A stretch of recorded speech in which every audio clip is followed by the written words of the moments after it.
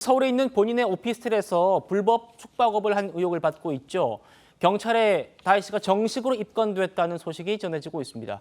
설 변호사님, 네. 경찰이요, 이 불법 숙박업을 한 걸로 의혹받는, 추정되는 그곳에 투숙했던 투숙객의 진술을 확보했답니다.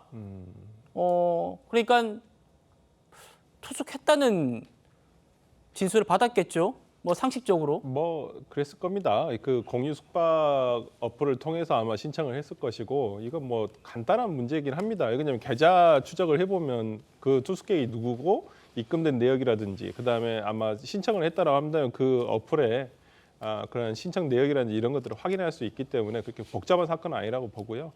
공중위생법에 따라서 2년 이하의 징역이나 2천만 원 미만의 어떤 벌금형이 예정돼 있기 때문에 그 위반 여부를 살펴보고, 저는 위반 사실이 있다고 한다면 이 부분에 대해서는 당연히 규율을 하는 것이 맞지 않나 싶습니다. 예, 지금 이 서울 영등포 경찰서에서 조사를 받게 될 텐데 그것보다 제주 경찰에서 먼저 좀 조사 받을 것 같아요. 그러니까 지금 변호인과 이 제주 경찰에 출석하겠다는 얘기를 한 것 같습니다. 그러니까 제주도에 있는 송긴 신부로부터 삭감한 그렇죠. 그 주택이 이제 이게 별장이냐 아니냐 이거에 대한 논란이 있었는데, 이건 예. 이제 다혜 씨가 이것도 그 에어비앤비라는 어플을 통해서 어떤 공유 숙박업소로 사용을 했다라고 본인들이 얘기를 일단 소명을 하고 있기 때문에, 이 관련해 가지고 어떤 투숙객의 어떤 진술이라든지, 그리고 주변 마을에서도 어떤 사람들이 왔다 갔다 하는 걸 보았다라는 어떤 진술들이 있기 때문에, 저는 조사를 해보고 위법 사항이 있으면 그 부분에 대해서 당연히 의법 규율을 해야 된다고 봅니다. 예,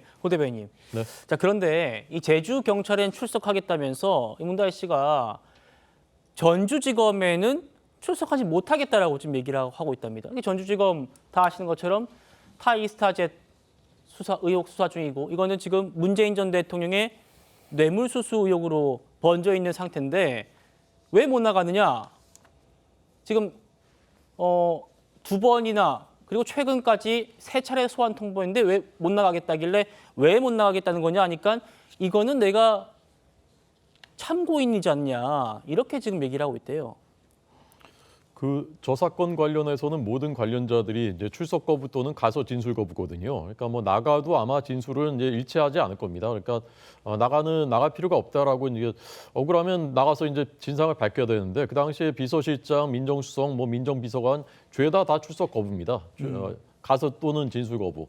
그러니까 이제 뭐 제주 경찰서 그거는 이제 공중위생관리법이기 때문에 그냥 기껏해야 벌금이거든요. 벌금 수백만 원이래 보통. 그러니까 그건 뭐 그냥 어쩔 수 없는 거니까 그건 이제 가서 조사 받는 건데, 진짜 국민들이 중요하게 생각하시는 의혹을 갖고 있는 이런 문제, 중대한 문제에 대해서는 나는 조사 안 받겠다, 우리는 법 위에 있다, 그런 태도라고 저는 봅니다. 예, 구전환 변호사님, 참고인들은 계속 끝까지 안 나가도 되는 겁니까? 사실 법적으로는 참고인을 강제로 소환할 방법은 없습니다. 보통 그래서 참고인인데도 불구하고 피의자성 참고인이라고 불리는 부분들이 있거든요. 조사를 하다 보면 피의자로 전환이 되는 사람이 있는데, 네. 문다혜 씨가 딱 그런 경우거든요. 애초에 그러니까 힌트조차도 주지 않겠다. 난 참고인 신분을 최대한 활용하겠다. 그런 전략으로 생각이 됩니다. 그렇군요. 문다혜 씨, 뭐 음주운전 사고 수사도 지금 여전히 진행 중인데요. 먼저 그 택시기사 목소리부터 좀 들어보시죠. 문다혜 씨는 어떻게 했으면 좋겠습니까? 물어보길래 술 냄새도 많이 나고 술도 많이 챙거 갖고 그래서 112를 부를게요. 이거 네 그러더라고요. 그래서 부른 거예요. 합의가 끝나신 거예요? 예, 이제 끝났어요. 김다수 제출 안 하겠다고 내가 그랬어요. 구 변호사님, 그런데 이 경찰이 택시기사가 지금 문다혜 씨랑 합의를 한 걸로 알려져 있지 않습니까? 그런데도 한방병원 압수수색했고, 뭐 또 과실치상 혐의를 또 적용하는 방안도 검토하고 있다, 열어두고 있다, 이런 보도가 있어서요. 좀 헷갈려가지고 여쭤봅니다.